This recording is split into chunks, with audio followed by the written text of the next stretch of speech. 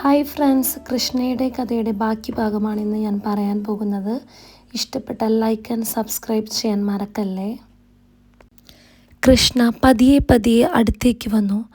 രാഹുലിൻ്റെ ഹൃദയം കൃഷ്ണയ്ക്കായി ഒരുങ്ങിക്കഴിഞ്ഞിരുന്നു. അവൾ വന്ന പാടെ അവനോട് ചോദിച്ചു, വന്നിട്ട് കുറേ നേരമായോ? കുറച്ചായി. ഞാൻ വിചാരിച്ചു നീ വരില്ലാന്ന്. എന്നെ പറ്റിക്കുന്ന് കരുതി നീ. ഏയ്, ഞാൻ ഇറങ്ങിയതാ നേരത്തെ. പിന്നെ അമ്മായി കൂടെ ഉണ്ടായിരുന്നു. എന്നിട്ട് അമ്മായി എവിടെ? അമ്മായി രഘുവേട്ടൻ്റെ കടയിൽ കയറി. ശരി, ഞാൻ പോയിക്കോട്ടെ. നീ പറഞ്ഞില്ല കേട്ടോ മറുപടി ഒന്നും. അത് പിന്നെ മനസ്സിലായില്ലേ ചേട്ടന്? എന്നാലും പറ. നീ പറയുന്നത് കേൾക്കാൻ ഒരു രസമല്ലേ. പോ ഇവിടുന്ന്. അമ്മായി അങ്ങനെ കണ്ട എന്നെ ഓടിക്കും ഇവിടുന്ന്. ശരി, അപ്പം ഇന്ന് രാത്രി കാണാലേ അല്ലേ കൃഷ്ണേ? രാത്രിയോ? ഇനി എങ്ങാനും അവിടെ വന്നാ ഞാൻ അമ്മയോട് പറയൂട്ടോ. ഏയ്, ഞാൻ വരില്ല പെണ്ണേ. പക്ഷേ ഒരു കാര്യമുണ്ട്, നീ ഫോൺ പിടിച്ചോ. എന്തിനാ ഇത് നിൻ്റെ കയ്യിൽ വെച്ചോട്ടോ, ഞാൻ വിളിക്കാം. ഏയ്, ഫോണൊന്നും വേണ്ടാട്ടാ. എങ്ങാനും ആരെങ്കിലും അറിഞ്ഞാൽ അത് മതി, പുലിവാല് പിടിക്കും. നീ സൂക്ഷിച്ചെടുത്ത് വെക്കേ, ആരും കാണില്ലടി. അങ്ങനെ രാത്രിയായി. ഭക്ഷണം കഴിച്ചിട്ട് റൂമിൽ കയറി കൃഷ്ണ. ഫോൺ സൈലൻ്റ് ആക്കി അടുത്ത് വെച്ചു. പൊടുന്നനെ രാഹുലിൻ്റെ കോൾ വന്നു. ഹലോ. ഹലോ. എന്താ ഇത്ര താമസം ഫോൺ എടുക്കാൻ?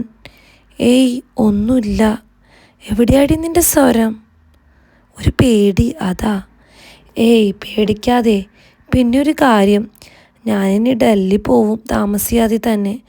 പിന്നെ എനിക്ക് വിളിക്കാനൊന്നും പറ്റില്ല കേട്ടാ, നീ കാത്തിരിക്കണം. ഞാൻ പോയിട്ട് വേഗം വരാം. ഞാനൊരു പട്ടാളക്കാരനായി തിരിച്ചു വരും കേട്ടോ. അപ്പോഴേക്കും നീ നല്ലവണ്ണം പഠിച്ച് മുന്നോട്ടുള്ള കോഴ്സൊക്കെ സെലക്ട് ചെയ്യണം. ഞാൻ പോയി വേഗം വരും, കാത്തിരിക്കില്ലേ നീയേ? അവൾ പറഞ്ഞു. ആ രാത്രി മുഴുവൻ അവർ സംസാരം തുടർന്നു. അങ്ങനെ കാലങ്ങൾ കഴിഞ്ഞു.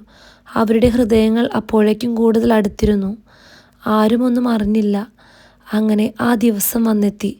രാഹുലിന് പോവേണ്ട സമയമായി. രാവിലെ തന്നെ കൃഷ്ണ അമ്പലത്തിൽ പോയി പ്രാർത്ഥിച്ച് നിമിഷയുടെ വീട്ടിൽ പോയി. അവിടെ ആകെ തിരക്കായിരുന്നു. എല്ലാവരും രാഹുലിനെ യാത്ര അയക്കുന്ന തിരക്കിലായിരുന്നു. അതിനിടയിൽ കൃഷ്ണ രാഹുലിനെ കാണാനും നേരിൽ സംസാരിക്കാനും കൊതിച്ചിരുന്നു. അപ്പോൾ രാഹുൽ ആരും കാണാതെ കൃഷ്ണയുടെ അടുത്ത് വന്നു. കവിളിൽ ഒരു ഉമ്മ കൊടുത്തു. എന്നിട്ട് പറഞ്ഞു, ഞാൻ വേഗം പോയി വരാട്ടോ പെണ്ണേ. കൃഷ്ണ ചിരിച്ചു.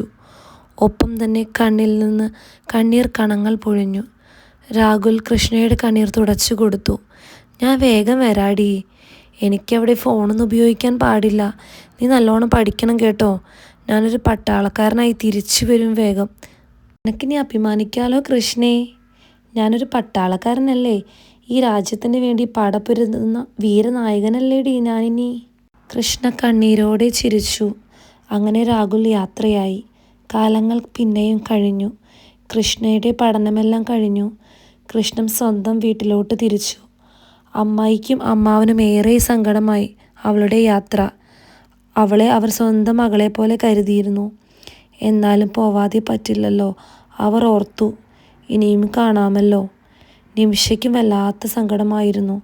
ഈ കാലയളവിൽ അവർ നല്ല സുഹൃത്തുക്കളായി കഴിഞ്ഞിരുന്നു. കൃഷ്ണയ്ക്കും വലിയ വേദനയായിരുന്നു. രാഹുൽ ജനിച്ചു വളർന്ന വീടും സ്ഥലവുമെല്ലാം കൃഷ്ണയ്ക്കും സ്വന്തമായിരുന്നു. അങ്ങനെ കൃഷ്ണ തിരിച്ച് നാട്ടിലേക്ക് മടങ്ങി. തൻ്റെ റിസൾട്ടിനായി കാത്തിരുന്നു. ഒരു ദിവസം അച്ഛൻ വന്നു പറഞ്ഞു, മോളെ, നിൻ്റെ റിസൾട്ട് വന്നു. നിനക്ക് ഫസ്റ്റ് ക്ലാസ് ഉണ്ട്. ഇനി എന്താ മോൾക്ക് പഠിക്കണ്ടേ? ഈ വീടും സ്ഥലവും വിറ്റായാലും പഠിപ്പിക്കും മോളെ ഞാൻ. എൻ്റെ ബുദ്ധിയാണ് എൻ്റെ കുട്ടിക്ക്. കൃഷ്ണ ചിരിച്ചു. എല്ലാവർക്കും സന്തോഷമായി. വൈകുന്നേരമായി.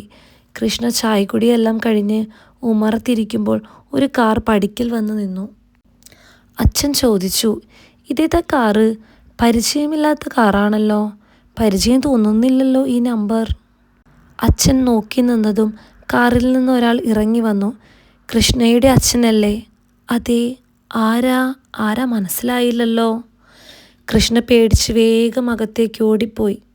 ഞാനാണ് രാഹുൽ. ഞാൻ നിമിഷയുടെ ചേട്ടനാണ്. ഓ, നിമിഷയുടെ ചേട്ടനോ? കൃഷ്ണ പറയാറുണ്ട് നിമിഷയെ പറ്റി 100 നാവ് അവൾക്ക്. ഞാനൊരു കാര്യം പറഞ്ഞോട്ടെ അച്ഛാ. എനിക്ക് എനിക്ക് കൃഷ്ണയെ എനിക്ക് കൃഷ്ണയെ ഇഷ്ടമാണ്. വിവാഹം കഴിക്കാൻ താല്പര്യമുണ്ട്. അകത്ത് കൃഷ്ണ നെഞ്ചിൽ കയ്യിൽ വെച്ച് പ്രാർത്ഥിച്ചുകൊണ്ടിരുന്നു. അപ്പം ശരണ്യ ഓടി വന്നു. എന്താ ചേച്ചി നീ വിയർക്കുന്നേ? നീ ഒന്ന് പോയേ. ഒന്നുമില്ല, നീ പോയിക്കേ, കൃഷ്ണ ശരണ്യയോട് പറഞ്ഞു. അമ്മ ശരണ്യയുടെ അടുത്തേക്ക് ഓടിപ്പോയി. കൃഷ്ണ പേടിച്ച് പ്രാർത്ഥിക്കുകയായിരുന്നു. അച്ഛൻ പറഞ്ഞു, വാ, അകത്തിരിക്കാം. മോളെ കൃഷ്ണേ, നീ ഇവിടെ വന്നേ. എന്താ അച്ഛാ? അവൾ വിറയലോടെ ചോദിച്ചു. ഈ ഇരിക്കുന്ന ആളെ മോൾക്കറിയുമോ? കൃഷ്ണ ഒന്ന് നോക്കി, തലയാട്ടി. ആരാ ആരാ ഇത്? ഒന്ന് പറഞ്ഞേ നീയേ. ഇത് നിമിഷയുടെ ചേട്ടനാണ്, അച്ഛൻ തുടർന്നു. വേറെ നിനക്കറിയില്ലേ? നിമിഷയുടെ ചേട്ടൻ. കൃഷ്ണ പേടിച്ച് കരയാറായി. അത് പിന്നെ എനിക്ക് രാഹുൽ ചേട്ടനെ ഇഷ്ടമാണ് അച്ഛാ, ക്ഷമിക്കൂ എന്നോട്. അച്ഛൻ എഴുന്നേറ്റ് കൃഷ്ണയുടെ അടുത്തെത്തി. ഏയ്, പേടിക്കണ്ട നീയേ. നിനക്കിത് നേരത്തെ എന്നോട് പറയാമായിരുന്നു. നിന്റെ ഇഷ്ടമല്ലേ മോളെ എനിക്ക് വലുത്. എനിക്കും ഇവനെ ഇഷ്ടപ്പെട്ടു. ഇവൻ്റെ ധൈര്യം. നമ്മുടെ വീട്ടിൽ വന്നല്ലേ അവനിത് പറഞ്ഞത്. അച്ഛൻ കൃഷ്ണയുടെ കൈകൾ പിടിച്ചു. നിനക്കെന്നാലും പറയാമായിരുന്നു ഞങ്ങളോട്. കൃഷ്ണ കരഞ്ഞു തുടങ്ങി. ആ പോട്ടെ. അപ്പോഴേക്കും രാഹുൽ എഴുന്നേറ്റു. ആരെയും വിഷമിപ്പിക്കാനല്ല അച്ഛാ, അവളുടെ പഠിത്തമെല്ലാം കഴിയട്ടെ എന്ന് ഞാൻ കരുതി. ഞാൻ അവിടെ നിന്ന് എഴുന്നേറ്റു. എന്നിട്ട് രാഹുലിൻ്റെയും കൃഷ്ണയുടെയും കൈകൾ പിടിച്ചു കാവനൂർ വീടിൻ്റെ അകത്തളത്തിലേക്ക് നടന്നു. ഒപ്പം ശരണയും പാട്ടുപാടി പിന്നാലെ നടന്നു. അങ്ങനെ കൃഷ്ണയുടെയും രാഹുലിൻ്റെയും കഥ ഇവിടെ അവസാനിച്ചു. അവിടെ അങ്ങനെ പുതിയ ആരംഭം തുടങ്ങി. എൻ്റെ കഥ ഇഷ്ടമായെങ്കിൽ ലൈക്ക് ആൻഡ് സബ്സ്ക്രൈബ് ചെയ്യാൻ മറക്കല്ലേട്ടോ.